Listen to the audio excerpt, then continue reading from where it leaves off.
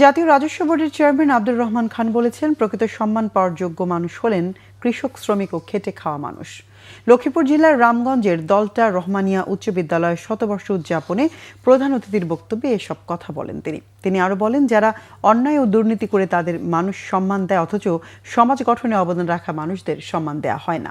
Chairman Abdur Rahman Khan শিক্ষার্থীদের উদ্দেশ্য করে বলেন, বর্তমান তরুণ সমাজ যদি তাদের সম্ভাবনা কাজে লাগাতে পারে, এই দেশ একদিন উন্নত রাষ্ট্রের শীর্ষে থাকবে। শতবর্ষ উদযাপন অনুষ্ঠানে সভাপতিত্ব করেন দলটা রহমানিয়া উচ্চ বিদ্যালয় অ্যালামনাই অ্যাসোসিয়েশনের সভাপতি মিজানুর রহমান। ভার্চুয়ালি উদ্বোধন করেন ঢাকা বিশ্ববিদ্যালয়ের pro VC doctor Mamun Ahmed. অনুষ্ঠানে বিশেষ অতিথি হিসেবে বক্তব্য রাখেন ঢাকা বিশ্ববিদ্যালয়ের অবসরপ্রাপ্ত ডেপুটি কন্ট্রোলার ও হ্যান্ডরাইটিং অ্যাসোসিয়েশন অব বাংলাদেশের সভাপতি খোরশেদ আলম ভূঁইয়া, মমিনুল হক, মোহাম্মদ মাইনুদ্দিন, আব্দুল হান্নান লাবলু এবং কামাল হোসেন।